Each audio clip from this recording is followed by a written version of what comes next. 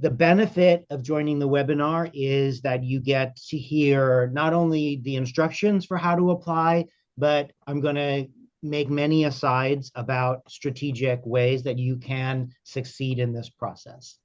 So the first thing is to go over the mission of the program. We're honoring an assortment of LA's best artists. So the first thing to know, it's a non-thematic group. We're looking for multiple masters with different ideas, and that it's not a commission. So please begin your application thinking about what's the logical trajectory of your work. You do not need to make a poem about the city of Los Angeles, since this is not a commission program. Secondly, we call a master artist anyone who has 8 to 15 years on their resume, 8 for a dancer or choreographer, and 15 for an artist in any other discipline of art. We know that it's sometimes confused with the word mid-career or late career. It's both.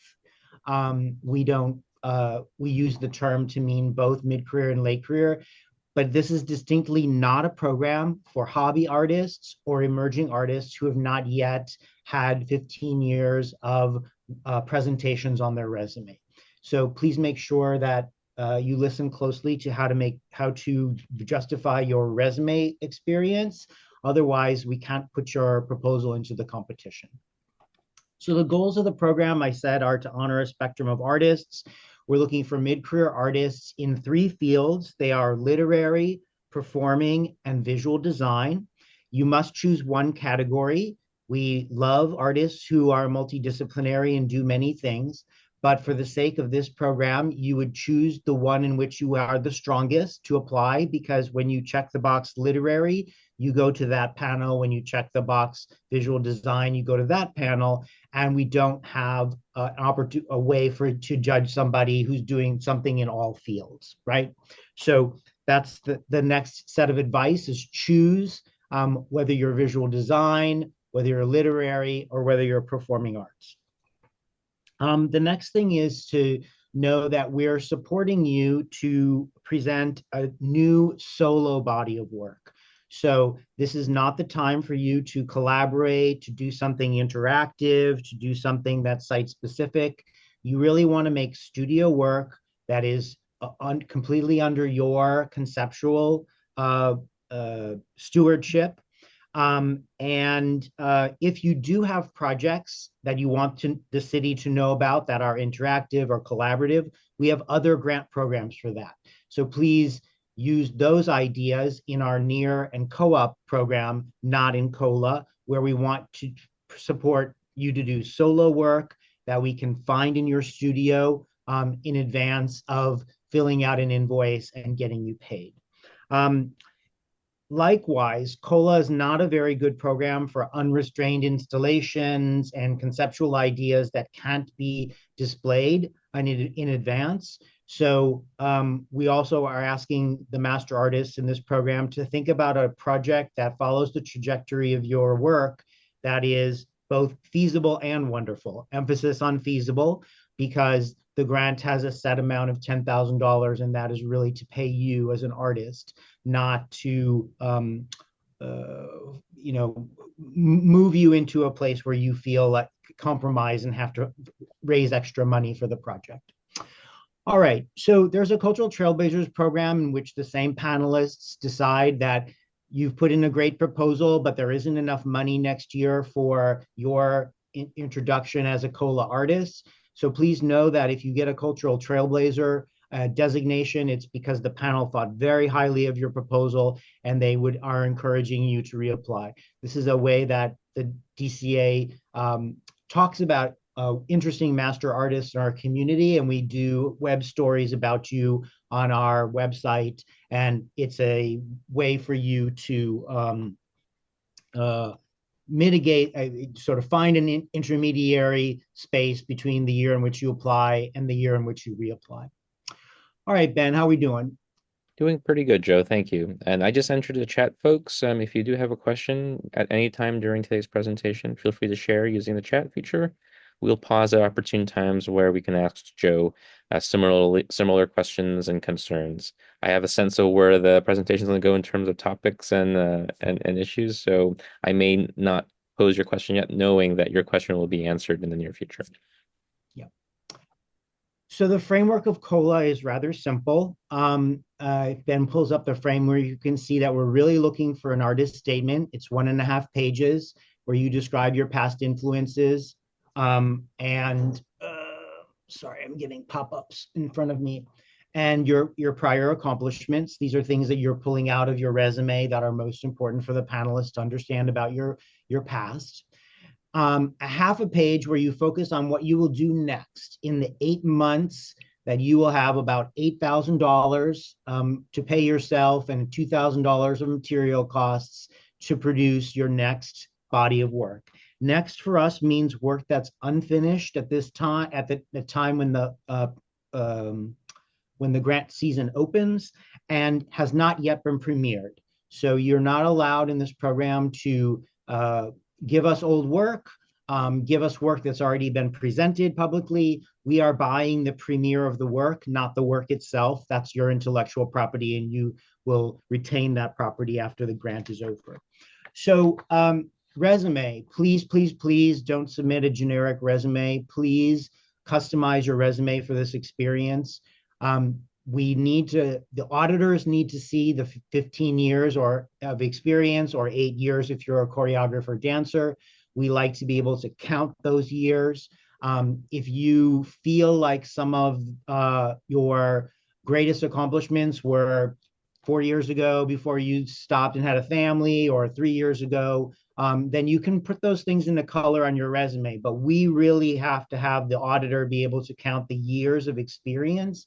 And those years may include years when you were doing pre-professional work as a student, right? Your undergraduate and your graduate degrees. We don't mind if there are exhibitions, presentations, publications in there that are in that kind of pre-professional arena.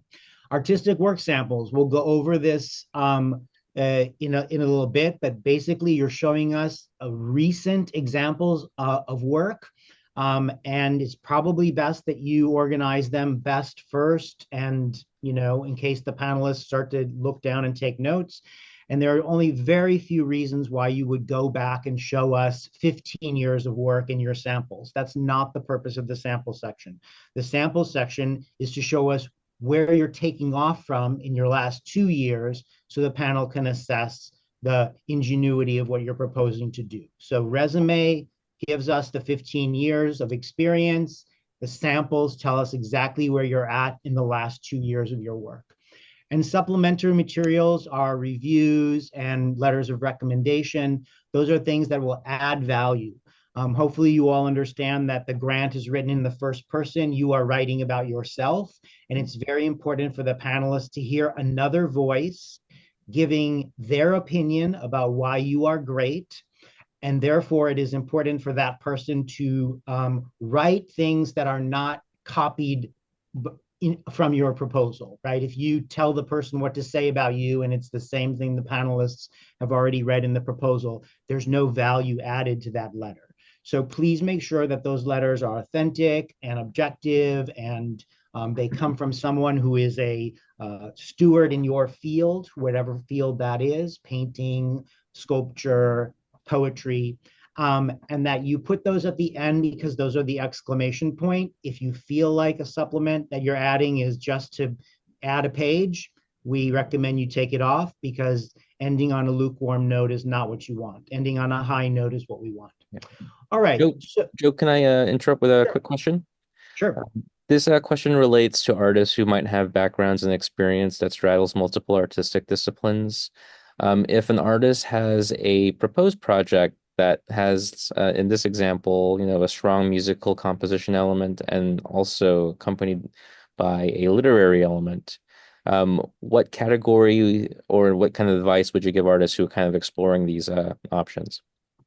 Okay, so if truly you are a composer of music and a poet, and you are doing both things, then you should apply in the one, I would say, music, um, and or just do one phase of the new work, right? Prepare the musical compositions with our money and then go add the poetry later.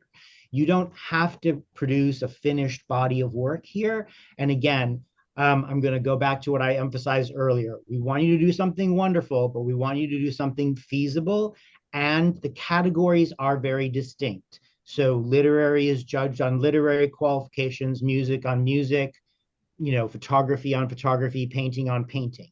So the more you try to mix things up in this category, the less likely that you'll rise to the top in one category. That is a function of the grant program. And so if you have a multidisciplinary work, perhaps you might consider not applying with that because it's not the best way to apply to this particular program, right? And if you do decide that it is, then break it into two phases and tell us which phase you're applying for and which category you belong in. Any other questions, Ben? At the moment.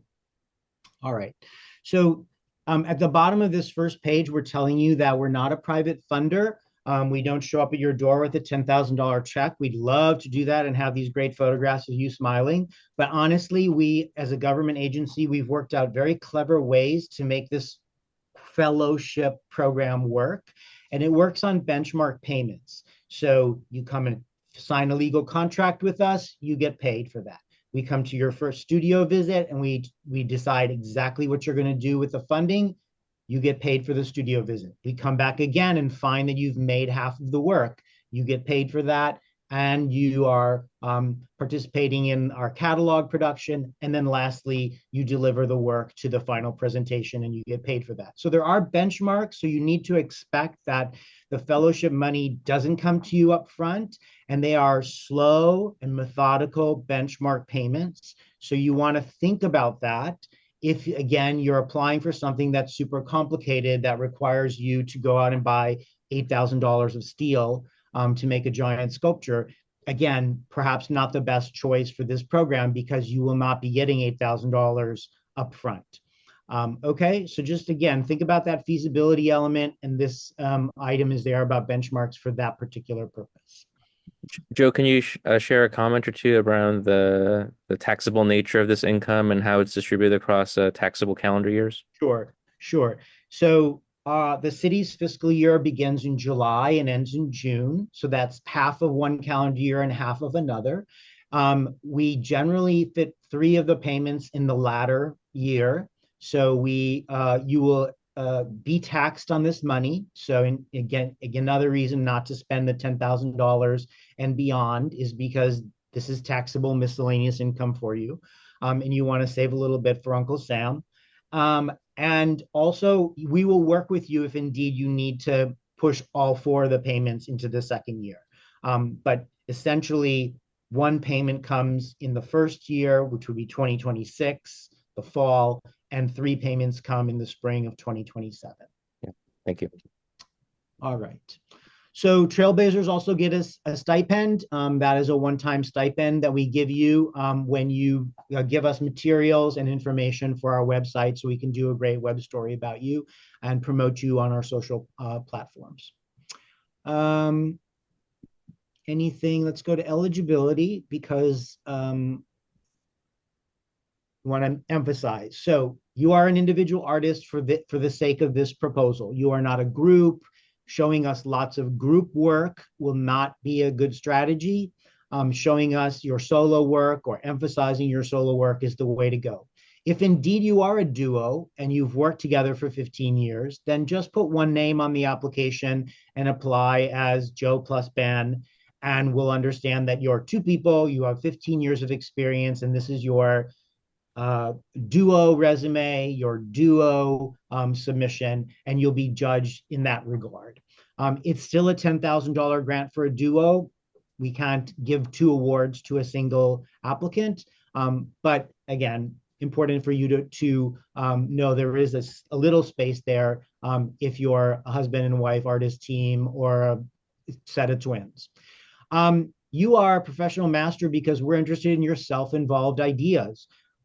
Evolved ideas, excuse me. They may be self-involved as well, but this is not a program for you to apply to curate other artists, to present other artists, to interpret other artists, or to interpret the work of other artists. The best proposals in this category are really about your work, As a studio practitioner, again, please do not apply to us for anything that's collaborative or social practice. It doesn't fit well into this category. It fits better into our near and co-op categories. Lastly, you will submit one proposal. So going back to the person who's going to do music and literature, you won't be able to apply in both categories with two proposals. We really limit it to one proposal. So that's why it's important for you to decide which category, in which category you will receive the highest scores. All right, Ben, let's move down from eligibility. As I move the page, Joe, we have a question regarding proposed projects. Um, can you speak a little bit more about the types of works that we expect artists to create during this period? Are they entirely created in this period, or can they simply not be seen during that period? Yeah. All right. So I'll say a couple of things about that. So they are works that are unfinished and not yet presented to the public. So it may very well be that you're working on a novel and you tell us that and you submit parts of that. And then you tell us that you're writing the last two chapters, and then we will be the premiere of that new work. So it's whatever comes next that hasn't yet been presented to the public. And again, there is no limitations other than the things I've already said about very complicated, collaborative, interactive things. We obviously want you to think what you can reasonably accomplish with about $8,000 to pay yourself and $2,000 of materials. And it has to be able to fit through a gallery door. It has to be able to be presented on a stage in about 20 minutes. So again, go ahead and write the rest of the novel. We will choose an excerpt to present. Go ahead and make 20 paintings. We may choose 5 to present. The curators at our site will decide how much of the new work we are going to present and how much we're going to release to you immediately for other purposes. And I had one other thought about new and next work. It'll come back to me, Ben. Okay. All right. So again, you're performing the work solo. So if you are a dancer, you have to be choreographing yourself. You cannot be choreographing other people. If you are a musician, you are composing the work as well as playing the work on stage. If you are a performance artist, you are presenting yourself in a performance, one-person show. And if you're a visual design artist, the same. You are presenting your work and your work only for the grant.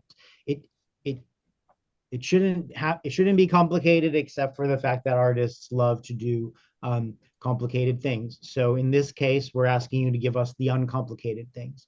You have to either live in the city of Los Angeles or have 3 years of history presenting in Los Angeles, because this is city of Los Angeles tax dollars. So if you have no nexus to the city of Los Angeles, then we're probably not the right funder for you. Okay, so you either are going to have to demonstrate that your resume shows us an address in the city of Los Angeles, or you live elsewhere in LA County and you have had series of shows in the city of Los Angeles throughout your career. Okay, and it's really best if those things don't have a gap in them, because if you haven't presented work in Los Angeles for the last 5 years, the panel is going to be suspicious that you're no longer an LA artist for whatever reasons. So again, please be careful about that designation as well. LA County is our geography. LA City is the tax dollars. We are happy if you show us a little bit of both, or just that you live in the city of Los Angeles. Any other questions about that, Ben? Not regarding eligibility, Joe. There are some questions in the chat asking about project type and re-emphasizing dancer choreographers must perform their solo work. That's correct. Maybe Joe, can you speak to maybe art forms that often require lots of people participating? Like if it's like a large ensemble performance, a performance of a play, for example? Yeah, absolutely. A play would not be a good idea in this category, because you're then paying other actors to perform lots of roles.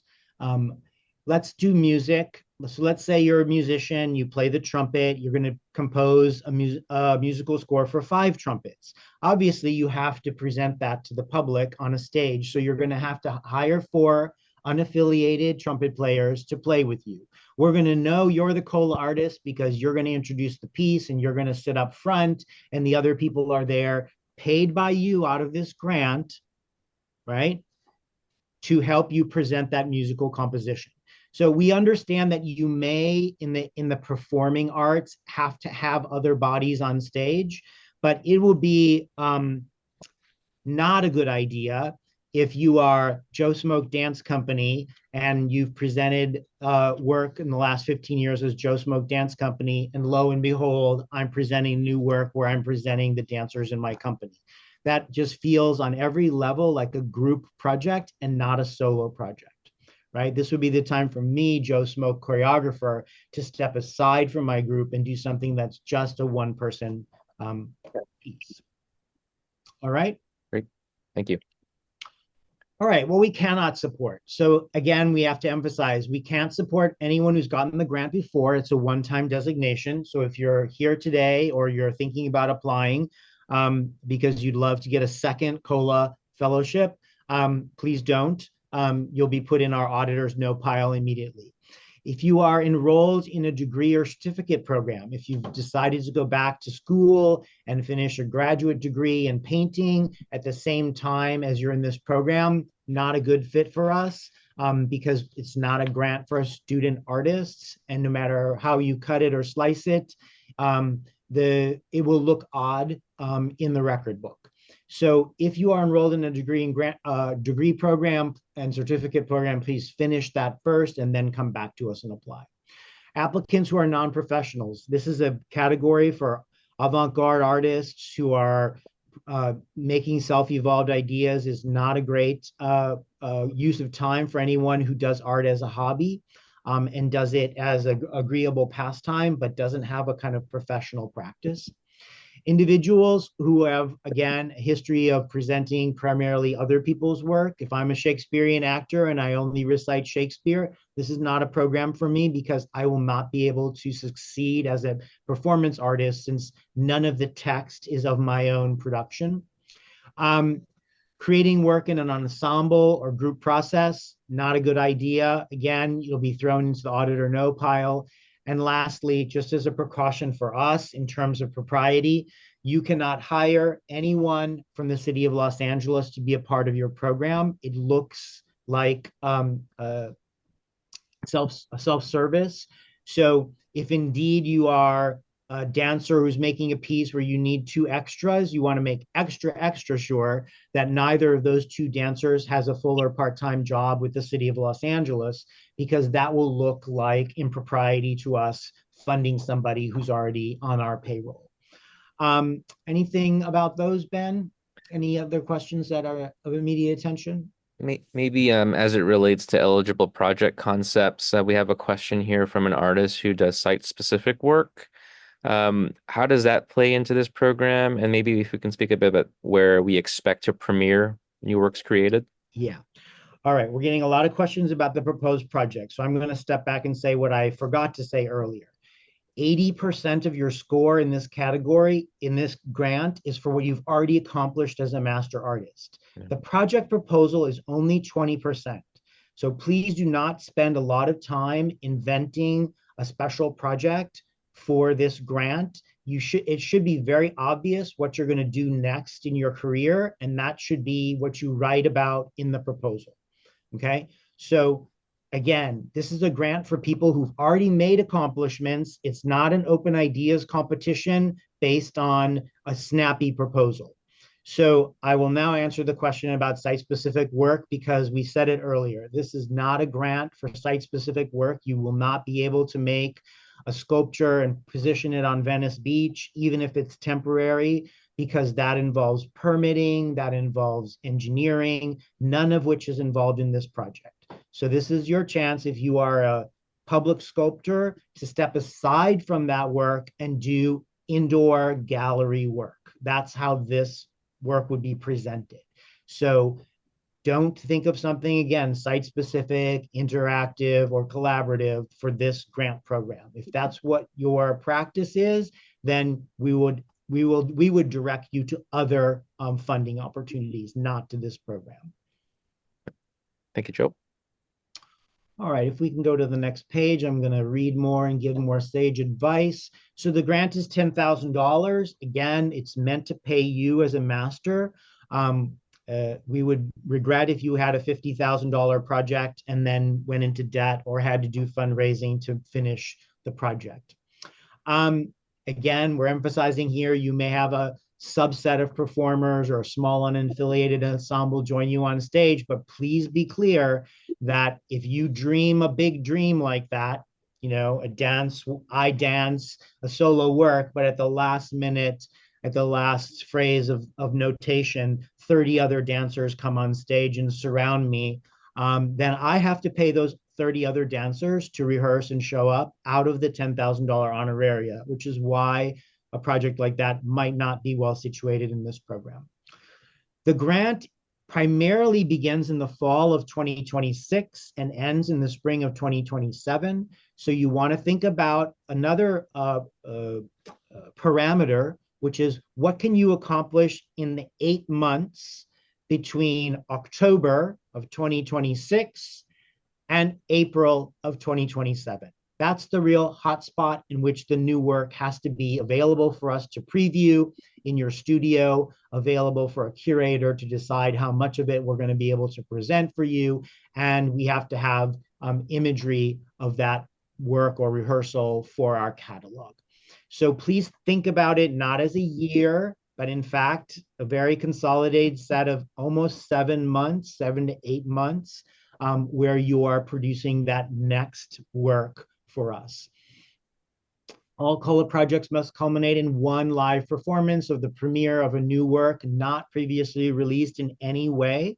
So this is not a song that you've already played on your website or a painting that's come back to you from your gallery in New York. It has to be new. We're buying the premiere, not the work, which is why it's not a commission. And you own the intellectual property, but we have to tell you not to show this work to anyone until we get an opportunity to premiere it. COLA applicants are encouraged to invest in producing tours, recordings, films, anything you want to produce that's larger or greater, go for it after the COLA fellowship is over. That's why you're allowed to tell us about phase 1 of a complicated project, and then you add those other complicated elements later and take it on tour or build off of these 3 pieces to some complicated installation, or make a maquette for something that you will put on Venice Beach in the future. Those are ways for you to bridge this specific grant program and those other opportunities that come later and not first, right? So again, we get a lot of great artists who tell us, the work's done. I just need, an album. Not the priority of this program. Dancers applying for a dance film should see that as well. You can produce the dance work for us for our stage and then go and make a dance film about it later. If indeed you are going to produce an entire dance on film, then we would put you in the gallery exhibit, not at the performance, or vice versa. We'll put you at the performance and not the gallery. We'll work with you to decide how that is. But dance films are the one weird thing that has come up that we have to think about whether they really belong in media or they belong in dance. All right. Anything else, Ben? At the moment. All right. So you're in our webinar today in October. You're going to apply. The last Friday of October is the day to apply. I would encourage you to think about applying every year. This is not a grant program where you want to apply once and feel disappointed, or apply once and assume that you will make it to the top. There are a lot of wonderful artists in LA. And if you had to only pick 10, it would be very hard for you. It's extremely hard for us as well, and the panelists. So please make a commitment to apply 3 or 4 years in a row. If at that point you feel like you're not getting close to the top, then we can give you a talk, a little coaching about your proposal. But we also receive so many proposals that we don't give formal feedback in this category. It's just too hard for us to coach every master artist on grant writing. Please send us a hard copy. You'd be surprised at how many people think they hit submit, but they didn't. And then we get a hard copy and we can't collate that with something that came online. It's really good for you to absolutely print it out, make sure that it's not lost in cyberspace, and that you keep a copy and we get a hard copy as well. I'm a person that still likes to read on paper. It's much easier for me to read a box of proposals than it is for me to sit at the computer for days on end and read everyone's proposal. Okay, here's a really important note about when you get notified. So you apply to us in August, but the end of October, but you will not hear from us until next July. In between now and then, you will hear about the premiere of a cohort of COLA fellows that were selected last year. Please do not be the one angry artist that makes the mistake of calling Ben and I and yelling at us that you never got a letter of yes or no, and now here are these other people having their shows. Those are last year's people. They're entering their 8-month period and germinating their work, and they will be presented in shows and catalogs. You are applying for 26-27. You will hear from us in July and no sooner. We don't even get a budget until April, so it's really not something that we can tell you in advance. You have to just wait until our budget falls into place. We decide how many of the fellows we can fund, and what our budget is for the rest of the program for next year.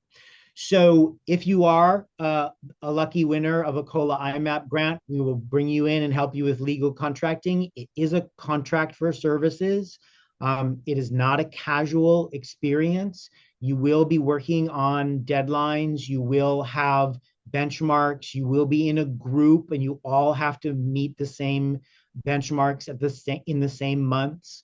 So please know that this is not the application is not the end of the paperwork. You need to see this as preparation for other sets of government paperwork that follow. That is one of the necessary things of a government contract. And again, even though it says here the proposed project service opens on July 1 and ends on June 30th, I've given you the very specific detail, which is really would be able to sort of hit the pedal and make new work in October of 2026, and you'd have to have it finished and ready for a catalog by April of 2027. Don't think of it as 12 months, please. It's much shorter than that.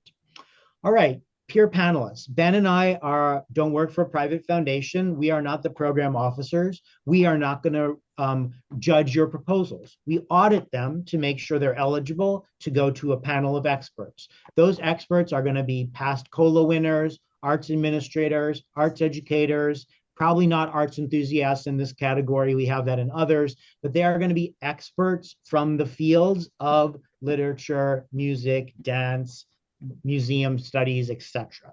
So you will be judged by a set of your peers. They make the scores out of 100 points, and they are going to be demographically diverse because we're looking for a spectrum of winners. We're not doing a thematic show of any kind. So they will be judging artistic experts. They think about artistic expertise, far and foremost, gender, geography, knowledge, cultural understanding. Trust me, the panelists that we bring in are top notch because we're looking for top notch COLA-IMAP winners. Every proposal gets scored out of 100 points, 80 points for what you've already accomplished. So that should tell you to spend 80% of your time on your artist statement and your resume, and far less about the project. Excellence of your career accomplishments, 80 points. That is how they begin their conversations, talking about what you've already done as an artist. That's where you should spend 80% of your time if you're making a proposal. Go down to the next one, Ben. 20% on innovation and feasibility of the project. Please note that it is innovation and feasibility. You can come up with the greatest idea in the whole world that's, makes me fall out of my chair. But if I know that you can't do it for $8,000 and I know you can't do it in 8 months, then I'm already confused by the proposal. So remember, it's innovation of what you're doing next and feasibility. And innovation is also a tricky word. It doesn't imply that you have to do something new. I can't tell you how many times people apply and they think they've got to make it bigger, or I'm a photographer and I'm finally going to make a video. Maybe not the best idea to change what you do so radically in this program. Better for you to tell the panel about what is the innovation of what you're doing next that isn't just bigger or an installation or that you're completely changing fields. Those things are perhaps too much of a risk in this category and don't fit the word feasibility. All right, again, the proposals are judged against each other. That's why in some years we have 3 photographers and in some years we have 0. It all depends on how many people apply, about how many people are selected. This is another reason why we encourage people to apply multiple times. If you are the only ceramic artist that applies to the program this year, the panel may feel great that you're easily identified as a great master, or they may need you to reapply next year and be compared against other ceramic artists. We find that it works. There's no science to that methodology, except for when they see a whole lot of painters, they want to pick a painter. When they see a whole lot of sculptors, they want to pick a sculptor. So please know that that's also a part that you can't control, and then neither can we, which is how many people apply that drive a discipline of art to be talked about at the panel level. Start your proposal with a very distinct sentence. This is also great grant writing advice, just like it is great business business design. You have to have one particular sentence that you give to somebody in an elevator that tells them exactly what they're getting. So Ben, can you go back up to that sentence that I highlighted, please? I propose to produce 1 set of thematic paintings. I'm an abstract painter and my work tends to be 40 by 40. I'm going to produce 4 chapters of a new fictional novel. Boom, right away, the panel knows exactly what they're paying for in the first sentence. I'm going to do a 40-minute dance piece and present 20 minutes of it for my COLA project. Great, they know exactly what you're doing. I always think that the panelists feel most comfortable if they know exactly what they're buying in the first 2 sentences of the proposal, and then everything else follows logically. That's grant writing basics for us. All right, any questions up until then, Ben? Sure, Joe. We got some questions kind of regarding the level of a competition in this particular grant program. Can you speak to the number of grants we typically support, how that kind of can fluctuate, how it compares to our other grants that are also offered to individual artists? Yeah. So on the average, the winning percentage in this category is 10%. So if there are 10 fellows, there's more than 100 applicants. Yeah. If there's 5 fellows, there's more than 50 applicants. So you should expect that the panelists are reading a lot of high quality work, and that's why you want to make a great grant proposal. That's right. We've got seeing some questions in the chat around whether or not folks can apply for this program as well as the near and co-op program simultaneously, and the answer is yes. And I'll highlight near and co-op. If you are an artist with individual community-based practice, this is a far less competitive program as compared to COLA. And by the way, it happens to be a little bit more money too. So if that's a program where you feel like your experience and practice kind of aligns well, or do take a look at those program guidelines and its accompanying webinar and consider applying. Yeah, we've had at least 4 instances in the past where an artist has applied for a COLA-IMAP grant and a artist residency with 2 totally separate projects, one to work on their own poetry and one to teach poetry at a social service center. And that's an example of where if you have 2 category appropriate proposals in 2 separate categories, we certainly welcome that. So it is key, though, that you apply to the right grant program with the right proposal. Again, if you want to teach, you want to do something collaborative, you want to make something with other artists, That does not belong in this category. That belongs in our artist residency program or in our co-op category. Anything else we want to cover before we move forward, Ben? Let's move forward. All right, let's move forward. All right, what did I highlight next? DCA budget rises and falls. As you've heard, the city has had an extremely difficult budget year. There was the proposal to lay off more than 2,000 workers. Many people's jobs have been spared, but the city incurred enormous costs for the fires, enormous damages that have to be mitigated, and it drove away tourists, which is one of the city's funding sources. So we're not sure what our budget will be like next year, which is why we also reserve the right to cancel this entire category if necessary. But we hope to continue. We have at least 29 years running with this wonderful category, and we'd love to make it to 30. So please know that, again, I can't tell you how many people will pick out of the 100 plus proposals that we get because I just don't know our budget until next April. Training workshops, you're in one now, or you're listening to me in your pajamas because we've recorded this. Very important that you ask the questions to us before making a mistake on your proposal, not because it's going to automatically make you most competitive, but because artists tend to block and copy, and we don't want you to be copying error to error every year because you didn't ask a very simple question. All right, so let's go to the instructions. Cover page, very important that you tell us your address, your email, your phone number, all the things that we ask of you, that you certify that you're an individual and not an AI robot, that you're applying. Please fill out the cover page accurately. And if indeed you submit it in October and you go through a life change in November and December, then you can call us and we'll handwrite on your proposal that you have a new address or you have a new email. The narrative is very simple. Going back to the very first page, it's 1.5 pages about your accomplishments, what you've already accomplished as an artist, the highlights from your resume, your level of education in your field, etc.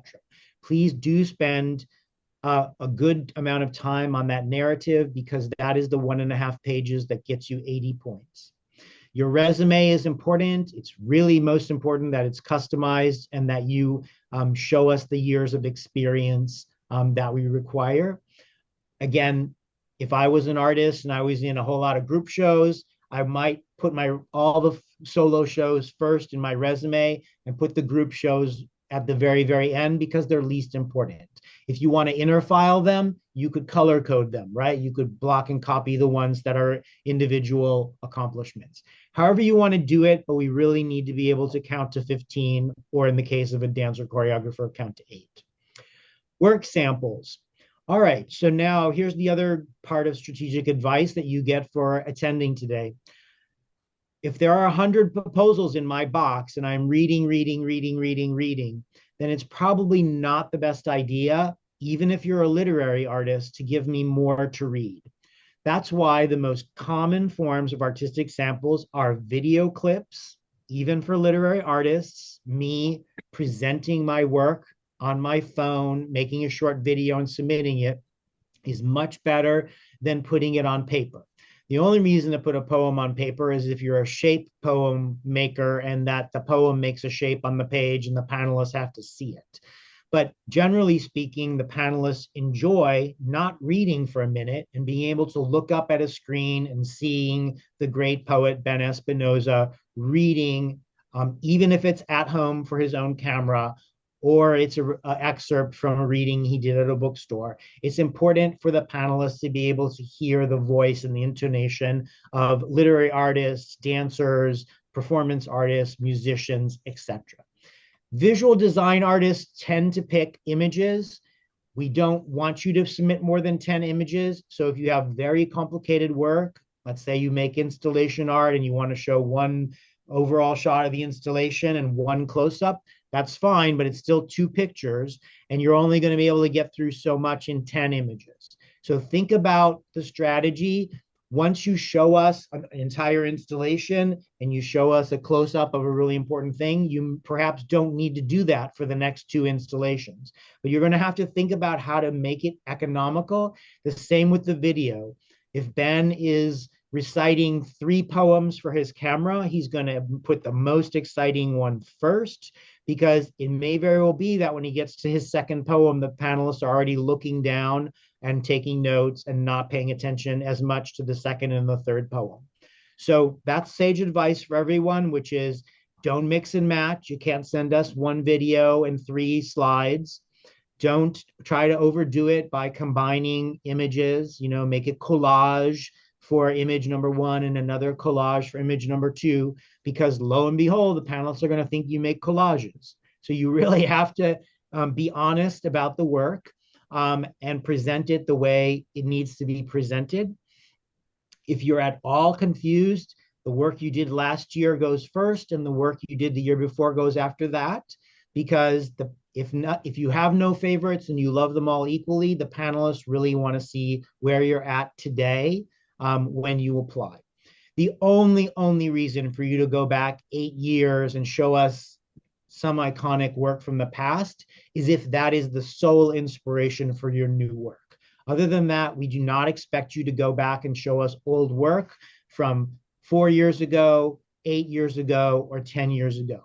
That there would have to be a very, very important reason why you would go back and include that in your images. Letters of support, I've said it once and I will say it again, they are value added. So if you script them too carefully and you tell your recommender what to say about you and the panelist has already read that in your artistic statement, they may yawn and be unhappy that it's not value added. So the best thing to do is look for letters, reviews that you've gotten in the last 2 years. And I'm not talking about press releases that you wrote yourself, because that's first person and not third person. And if you have no reviews from the past couple of years, which is very common in the world we live in today, then you ask 3 people to write you letters of support, hoping that 2 of them are really good to put onto the application. And if you only get 1 that's hot, hot, hot and going to make a great exclamation point, then put 1 letter of recommendation. You are under no obligation to give us 3 supplemental things if you feel like they're not of high quality, right? Brevity is also a wonderful thing, because panelists love artists who can get to the point and make a specific statement. I will do this. This is where I'm going in my career. You'll be able to see all 10 of these paintings in my studio and curate the 4 you want. And here's a letter from the director of this very important museum who's familiar with my work. All right, I think we can go to the bottom of the thing just to remark about the deadline. It is Friday, October 30th. It is a midnight deadline. So you can push submit at 11:59, but you won't be able to at 12:02. So submit. You will get a little, response, right, Ben? The system gives them a little response saying, we got it. Yes, an automatically generated email will be sent after you submit online with follow-up instructions to submit the hard copy. Yeah. And one note, which is at midnight, Ben and I will not be in the office. And even if we were, we don't run the application process. We're not the IT folks. So indeed, if you indeed have worries that you're able to make the deadline, then please don't wait for the last day, because the last day, it would be very hard for us to allow you into the competition because there was, a breakdown with your IT. We can't help you with that, and we don't run we buy off the shelf software that's managed by someone else. Postmark deadline, yes, take a week, print it out, make sure you submit it to us so we're double sure that you submit it online and you're giving us a hard copy. Here's our wonderful address. We're in a very funny corner of downtown LA. We do not have free parking. It would not be a good idea for you to try and walk it in to us and leave it with our receptionist. If you do decide to do that because you absolutely want to walk it into our office, please know that Parking is $27 and very difficult to get in our building. Better for you to just pop it in the mail to us. It does not need to be FedEx or Rush. Just send it. Regular old US Postal Service is good for us. And again, we're a government office, so we really are only open from 9 a.m. to 5 p.m. Monday through Friday. So if you decided to walk it in, you really have to make sure that there's a very good reason why you're doing that, and you know that our receptionist is available to receive it. All right, Ben, do we have a lot of questions about ramp, this number that people see in the proposal, or are we going to No, pass not it? really. No ramp questions, Joe. All right. The city has all sorts of systems that, like, let's say another department of the city wants to hire master artists to do something. The city collects all of you as vendors in a system, and that there's a many forms of this system, these vendor systems. So sometimes we're required to give you a vendor number, but we try to stave that off until the contracting period to make it easy for people to apply without being a registered vendor. All right, here we go next. If you do come across something like that, just put in 5 zeros and move forward. It's not something we can't mitigate with you afterwards. We don't want you to be confused by government systems when you apply. Okay. All right, that takes us to the end of the introduction. And now we have the forms that you fill out, and Ben and I will walk you through the forms to make sure you feel comfortable with the forms. There should be no surprises on the forms because they follow the instructions we just gave. And while Ben is loading up that next document, Joe, while I do that, there's a question follow up on the supplementary materials. sure.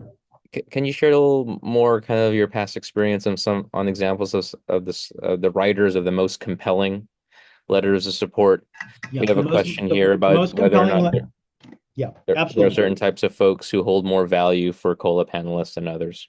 All right. So, number one, you should be thinking about a letter from someone who's an expert in your field, an arts expert. This would not be the time to submit a letter by your employer, by your assembly person, by anyone who's not an arts expert. So the panelists will respond best to a letter that's written by someone who's a leader in the field and has unique and interesting things to say about you as an artist. They don't have to have worked for you, right? It could be a museum person that admires your work. It doesn't have to be a museum person that has already produced a show of yours. But please keep it to that. Letters that don't resonate with the panelists don't resonate because the panelists don't understand the quality of the person who wrote them. Why is this person a leader in the field and sending us a letter about this person, right? So that's the best advice I can give you. There's no obvious science after that because every field has different experts. It doesn't have to be someone from Los Angeles. It doesn't have to be somebody who has presented you already. And as long as the person says, I'm Joe Smoke, I've been I've been in a poetry circle with Ben Espinosa for 10 years. I know his poetry. Every week I'm wowed.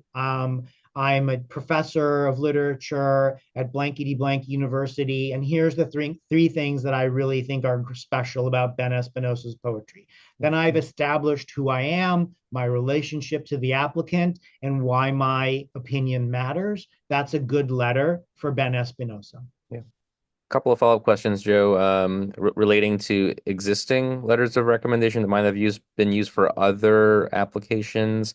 How old, how far back would you go in terms of recommendation letters? I think the panelists are concerned when they see a letter that was written 2 years ago. Mhm. If it's written last year, they may feel it's a little uncomfortable about it. It doesn't have to be new, but it should be relevant. I would focus on what's relevant and what's fresh. Again, if you're concerned that you're submitting something that doesn't have added value, then take it out. Why make the panelists read something that you already feel lukewarm about, right? You should feel great about this supplemental letter because it is absolutely the last thing in your proposal. It's the last attachment. And it's the thing that the panelists read last before they go to their score sheet and give you a score. Yeah. So if in doubt, take it out. Yeah. Yeah. Thank you, Joe. Let me got a couple of questions here, Marissa, regarding work samples and the applicant, and Olga questions regarding the whether or not you can work on the proposal and revisit it later before submitting. We can go over that right now as we're about to jump into SurveyMonkey Apply, which is the online platform we use for this grant program. And also a clarification note, if it's not clear, with our grant program, we ask you, the applicant, to upload the letters of recommendation. We don't solicit those independently outside of the platform. It's your responsibility to collect them and upload it as part of your submission. All right, so to access the application, this is the landing page for the grant guidelines. You should be familiar with it. This is how you registered for today's webinar. The section we are going to is the applying button. Under instructions, there is a link to the SurveyMonkey Apply platform here. Let me see here. Oh, I meant to click on apply. There you go.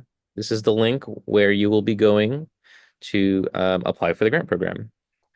If you are brand new to this platform and do not have yet a SurveyMonkey Apply account, the first thing you're going to do is click on that green button in the upper right to register for one. After you have that login information, you'll click on login.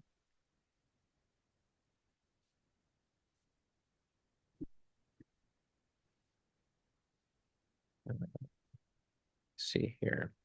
And you'll see a window of all your pending proposals. You'll see I have started an application we can look at together. If you haven't started one, you can start one by clicking on the programs button up on top, where you'll see all of the currently available DCA grant programs. And a quick plug for our New Year Co-op grant program here. Hearing that there are some artists here with some community-based practice and experience, do consider that too. The one we're interested in talking about today is COLA Master Artist Projects. Green button there, and you'll see a green button to apply. I don't have that here because I've already started one, and we can click and view that now.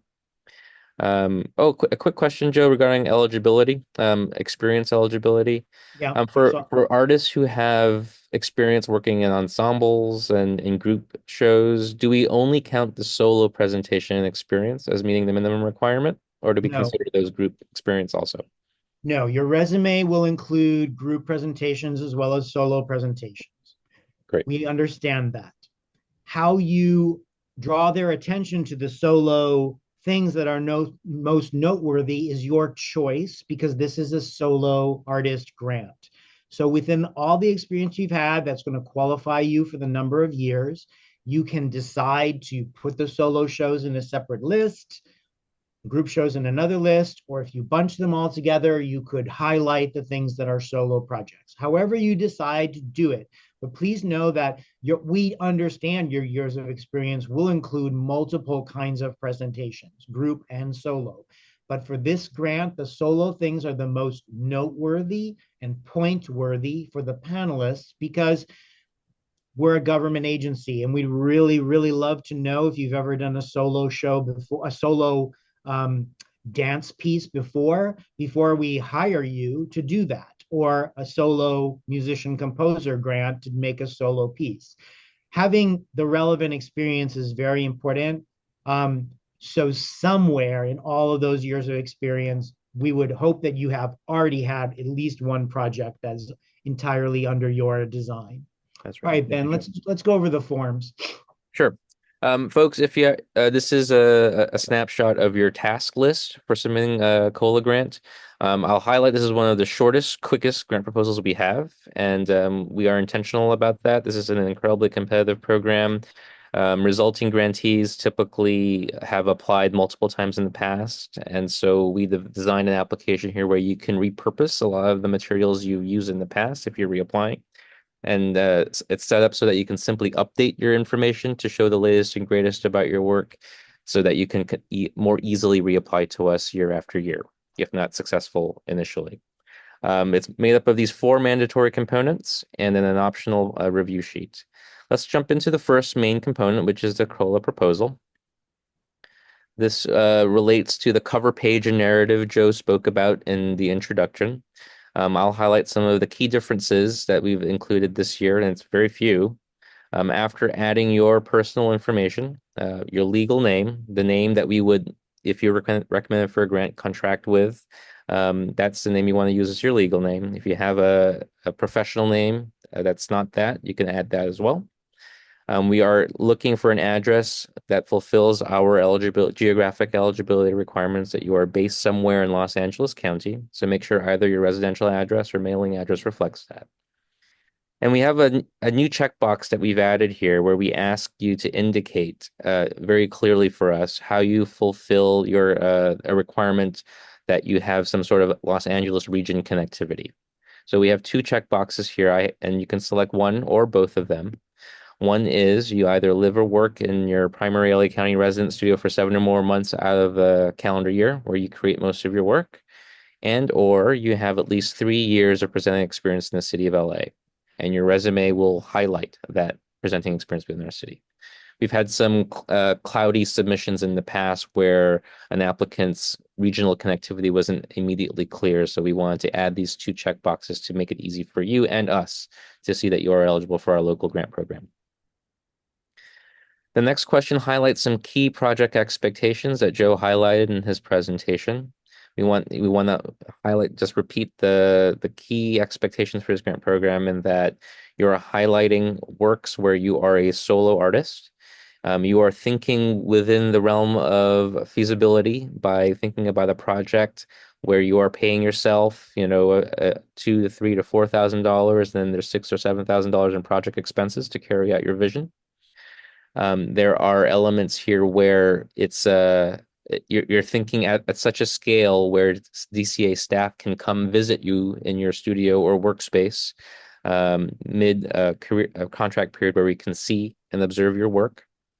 And if you are an artist that with multidisciplinary experience, you are fine-tuning your resume and proposed project here so that it aligns with our expectation that you're highlighting a much more kind of narrow definition of your work and practice, so that we kind of easily fit you in one of our predefined project categories: design visual, performing literary as a musician, solo choreographer, dancer, literary artist, etc.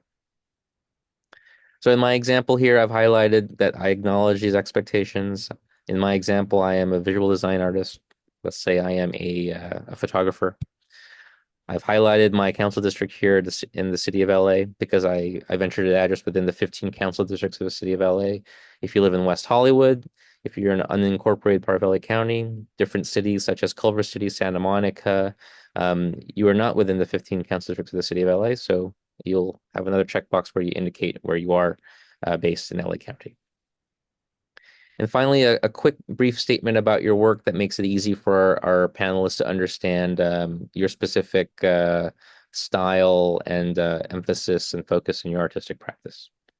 Signature confirming and date showing that you understand these expectations.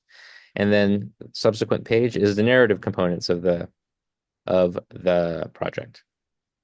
First one is an introductory text. Think of this as an art, more kind of a expanded artist statement, where you introduce yourself to the panelists, tell them about you, your experience, your practice, what inspires your work, what kind of format your work kind of tends to go toward.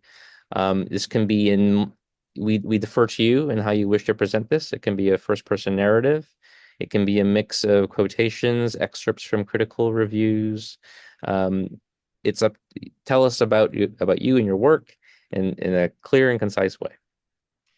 And can we stop for it and make sure there are no questions, because I actually want to flash back to one of the things in the instructions above.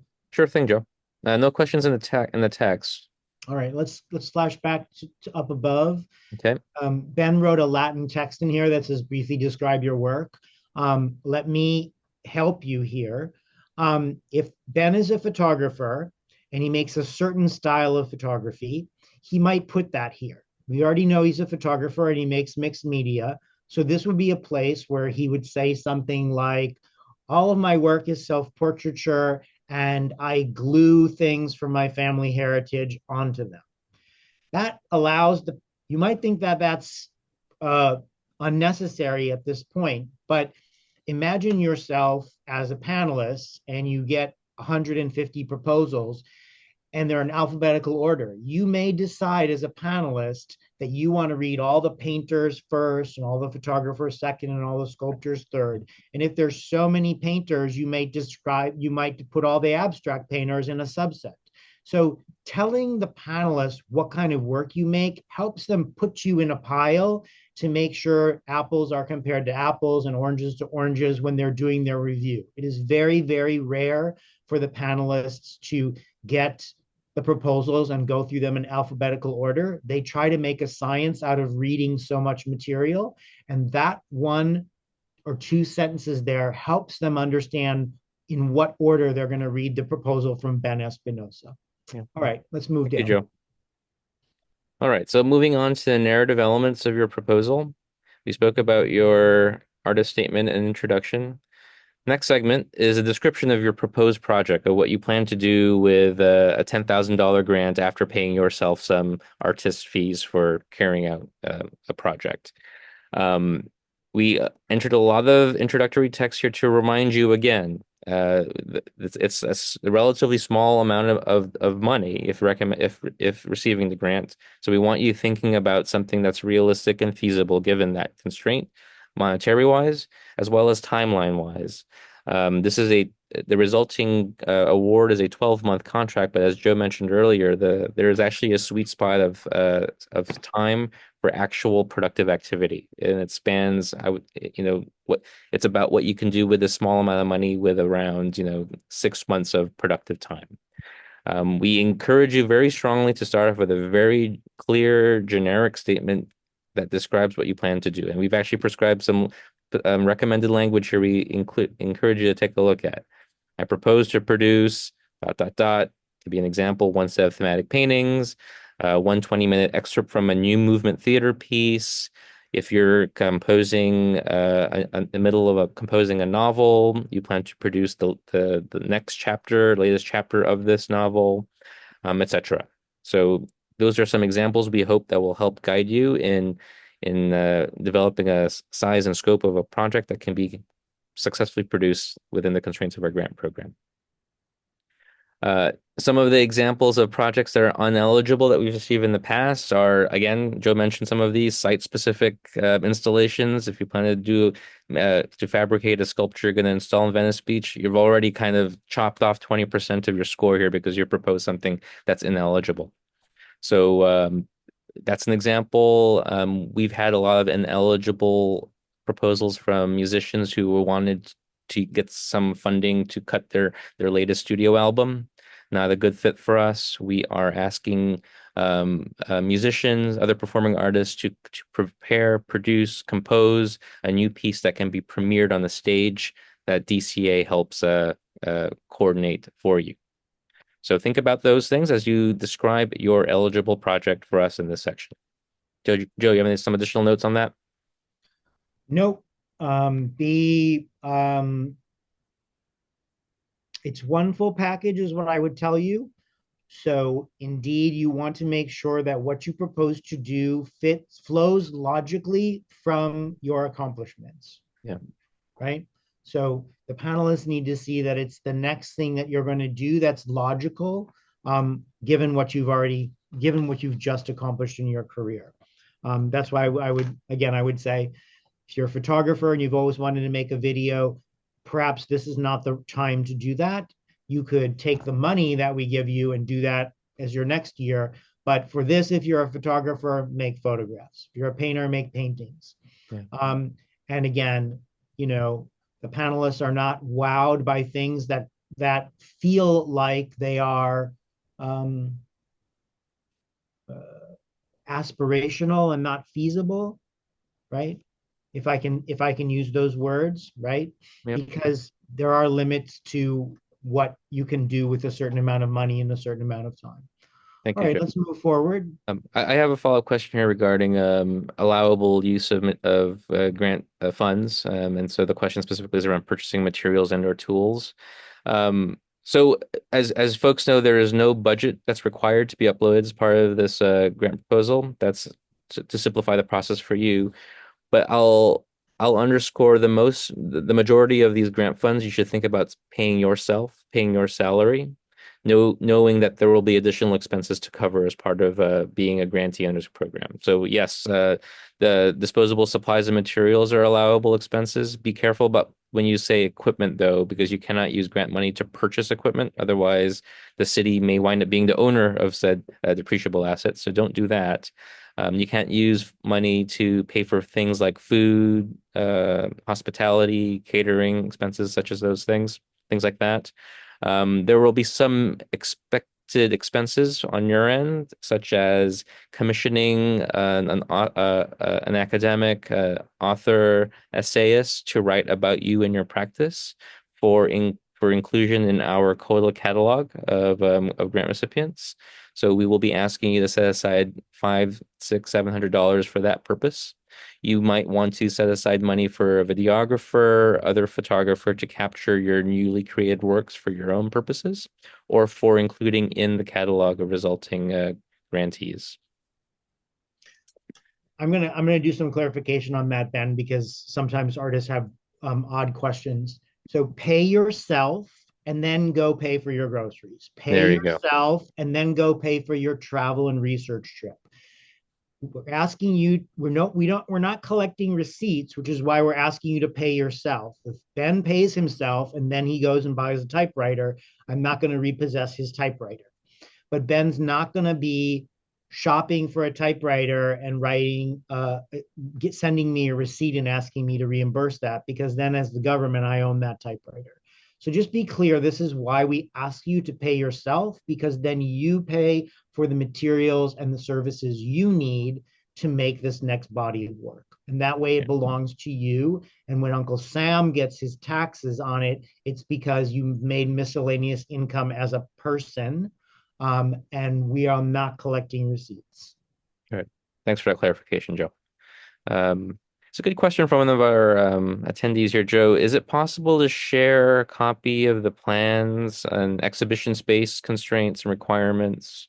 And for example, of the LA Municipal Art Gallery, is that something we can make public? We would do that if it was a commission, but it's not. So why don't you know that a basic gallery will have, 15-foot tall walls, but a 7-foot door.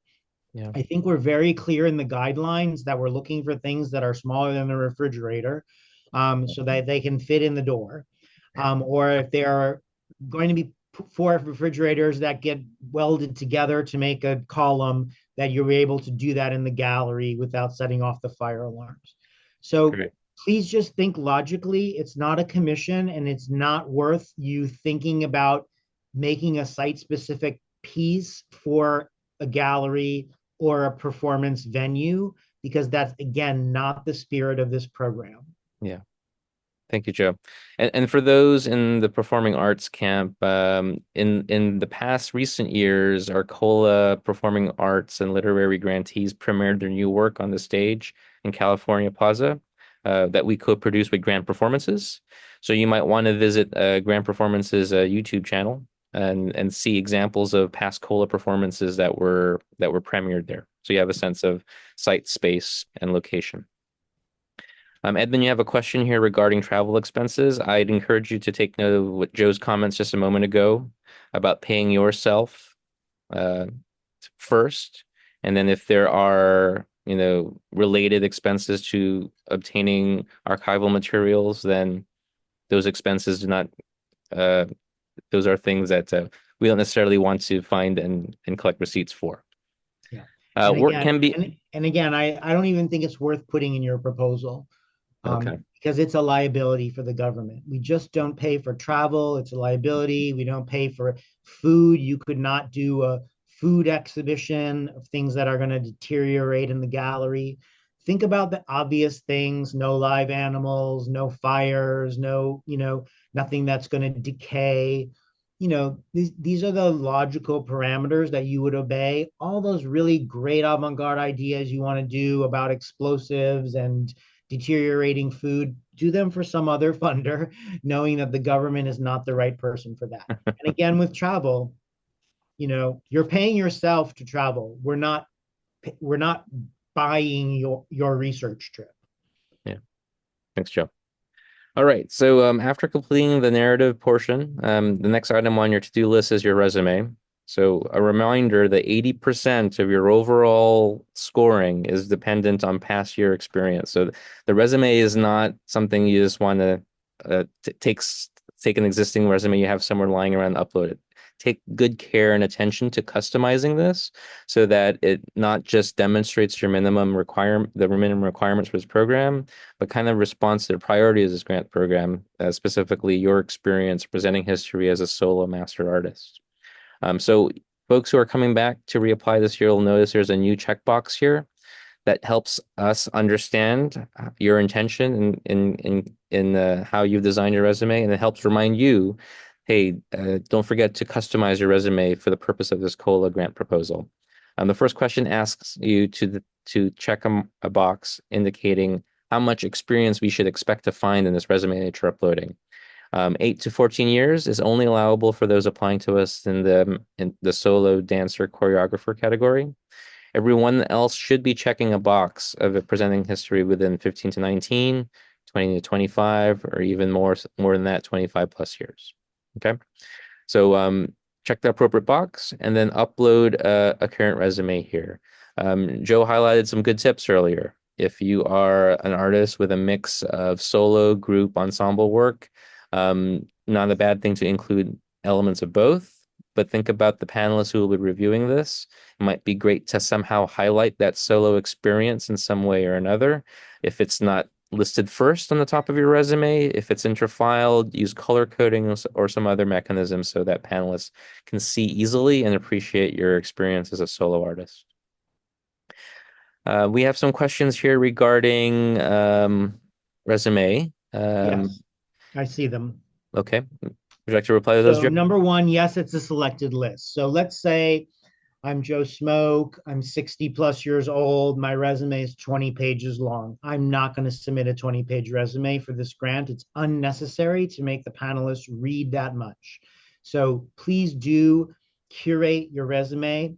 I only need to show 16 or 17 years to qualify for the grant. I only need to show the best things in each year. So do make it a selected list of the best because you want the panelists to not be sifting through facts, but finding all the necessary facts. So absolutely, please make sure your resume is the list of the best and it's organized in a way that makes you shine. I saw another question about can you make something that's assembled in the gallery? Of course you can. I mean, I have a 15 by 30-foot garage, and if I'm a quilter, I might make, uh, you know, 5 pieces that are 15 feet long. And then when I get to the gallery, I'll sew them all together to make a wall size quilt. As long as the curators can come and see the elements and understand that it's going to be much larger when it gets to the gallery and gets sewn together, it's perfectly fine. But we have to be able to preview what you're doing in your studio space when we visit you on one of those payment benchmarks. Yeah. So please make sure that the pieces are that we understand the whole in a sort of diagram form, as well as see that the assembly pieces are being produced. I may have missed another question in there, Ben. Um, the question regarding how far back resumes should go, I think we addressed that. Yeah. A reminder, we don't expect these years of experience to be consecutive. So if indeed you need to go much further than the last few years just to demonstrate that minimum experience, I would advise you to do so. So we see those minimum years of presenting history. We have a wide variety of applicants who come to us. Sometimes life interrupts, an artistic trajectory, and I think our panelists understand that.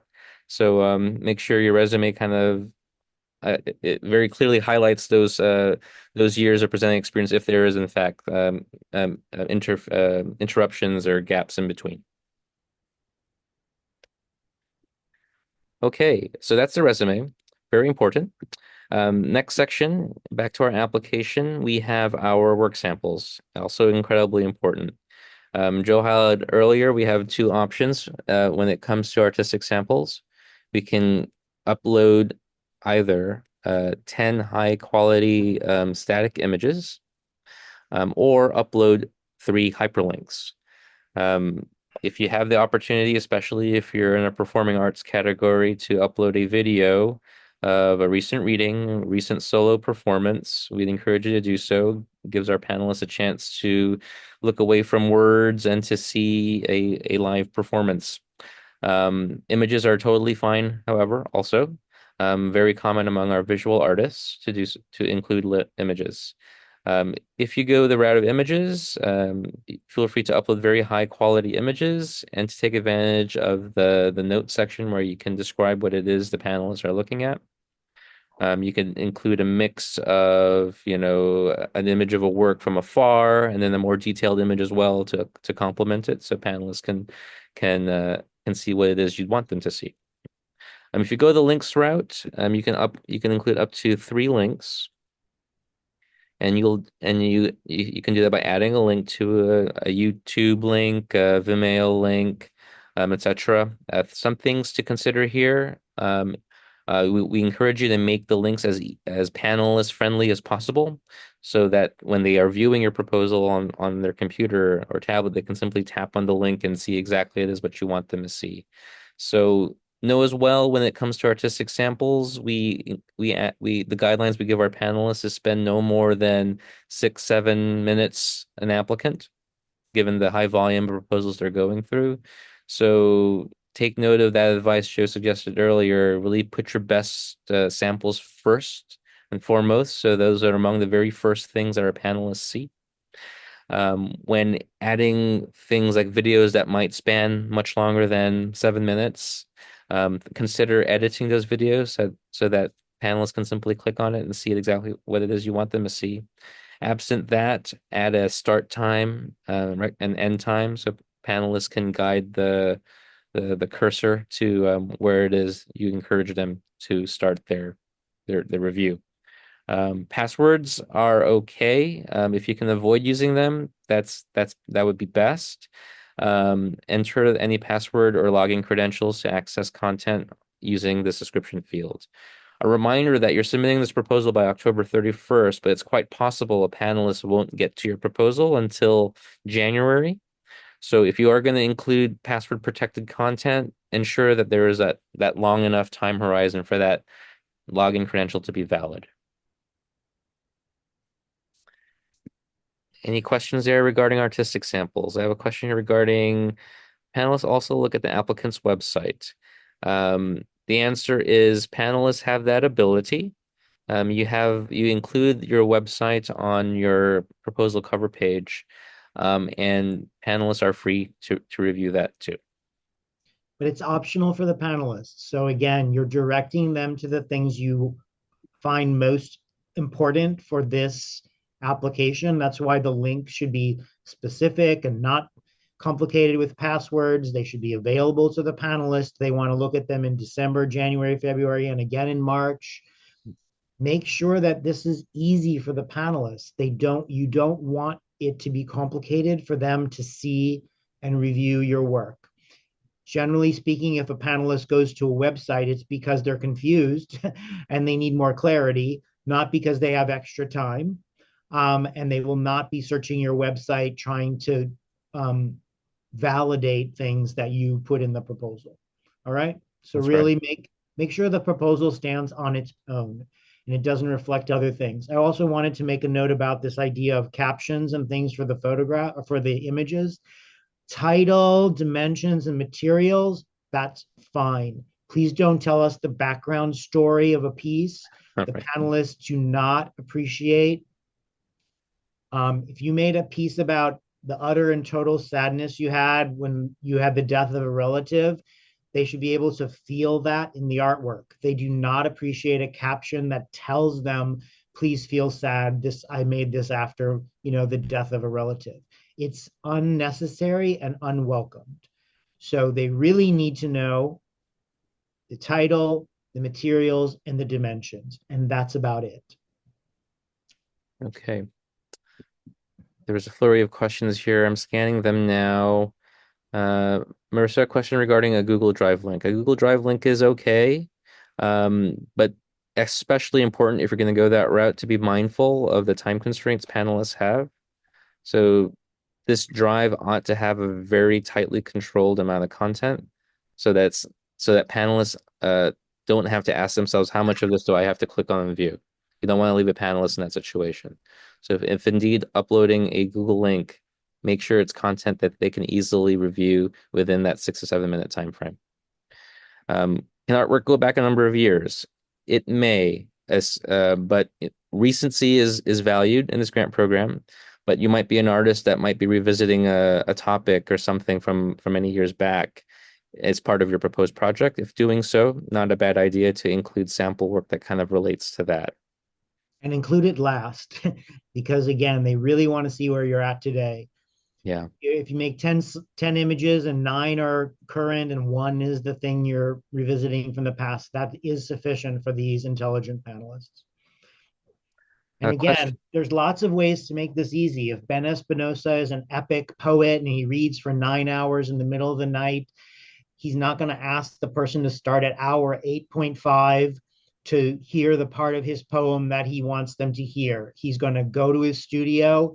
He's going to hold up a little sign for the camera that says, 8 hours into my epic all night poem, here's what happens. And then he's going to read the part he wants them to read, and he's going to turn off the camera. It's going to make it so easy for those panelists to know the context and to hear what he wants them to hear. He's not going to make it difficult for them to understand that set of stanzas that he wants them to hear desperately at 8:50, into the poem. Okay. A question regarding solo performance. Um, Olga, if I understand your question correctly, it sounds like you might have performed as a poet reading your work as part of an event where there are many poets involved. Your segment of that particular event would be a great thing to upload as an artistic sample, and it would also be something to highlight in your resume. So, in other words, we are not expecting you to have to list events where you are the only poet featured or presented in any single event. We certainly understand that lots of events feature multiple writers and poets, and that can be part of your presenting history. We have a question here, 10 total artwork samples to include some video and some images. This is a reason for one of the 3 links being a Google Drive image. Uh, Joe, do you have a response to that one? That might. You have to submit one type, choose video, and figure out a way to make a video slideshow. But honestly, you're not supposed to be mixing and matching. Either the work is kinetic, right? It's time-based and it has to be shown in a film format. I'm a poet, I'm a musician, I'm a dancer, I belong in the video category.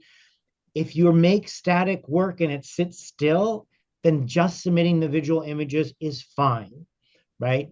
The panelist, that might be a place where you say to the panelist, this is a kinetic sculpture that spins and makes noise.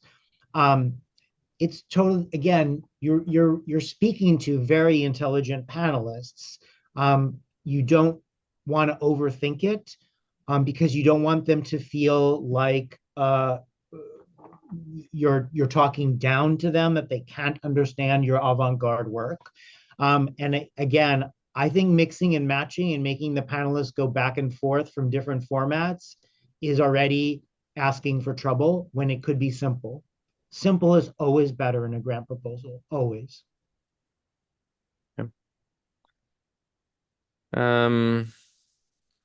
Related question from Todd here. More important to show just the 10 works, or would 3 videos of exhibitions be more useful to panelists? This is, I guess, in the context of a visual design artist.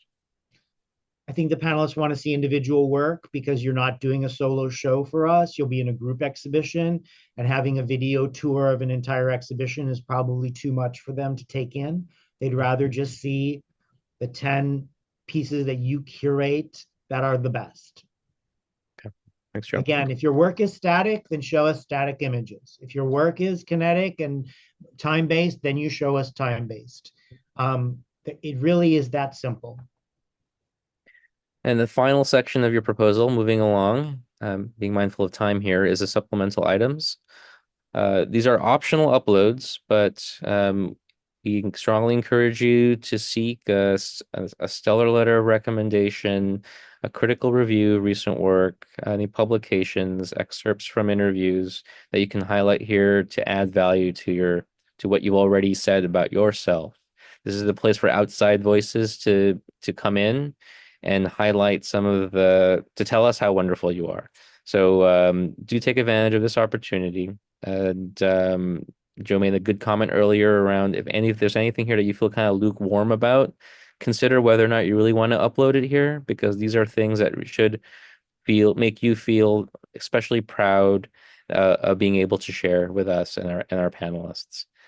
Three items here. We ask that you limit the combined page count of all three items to be no more than 6 pages in total. Again, up to 3 is great, and 1 is sufficient. 1 hot letter is so much better than 3 lukewarm letters. So Yeah. please, again, keep it to what's necessary to make the exclamation point on your proposal, and not a crowd favorite quotes from your TikTok. Thank you, Joe. All right. After completing that, we do have an optional process evaluation form we ask you to complete, give us feedback. We appreciate feedback, and we certainly welcome that to help shape and improve this process in the future. So if you have the time to fill that out, do consider filling that out and submitting it along with your proposal. But with those 4 submitted, let me see here. This should be optional. Let me just mark that as complete if I don't want to fill it out. So I have that checked off. And then you'll have a green submit button here that you can click. Make sure to review, double check, triple check your submissions before clicking the green button. Sometimes folks, copy and paste their narrative portions from a Word file, pasting it into their application, inadvertently exceeding the word count limitation, truncating the response. You want to double check your narrative responses are in there successfully. Double check your file attachments. It's possible you might have thought you were uploading your carefully crafted resume, but you accidentally uploaded the superstar letter of recommendation again. And we are now missing your resume. So double check all your file attachments to just confirm they are in fact the files you want us to see in the sections where they are supposed to be uploaded. Ask for another pair of eyes to review your narrative components, just to double and triple check for things like typos, grammatical errors, and things like that. Fit and finish also go a long way in helping panelists do their job for us efficiently. And after you've done all those double and triple checks, you can click that submit button here, and that completes your online submission of the proposal. You'll get an automatically generated email confirming that your online submission was received timely, with instructions on how you can download a PDF portion of your proposal that just show the text components of your proposal, which we are asking you to mail to us via snail mail, postmarked in no later than 1 week after the application deadline. All right, I think that concludes our presentation, Joe. If there are any more questions, we can take a couple more in the text. Lots of thank yous. Thank you, Ben. Yeah, please don't wait till the last minute. Too many artists wait till the last minute. Ben and I don't run SurveyMonkey. We can't help you at the last minute. We can't extend the deadline for anybody. So don't wait. Please don't wait. Again, save everything.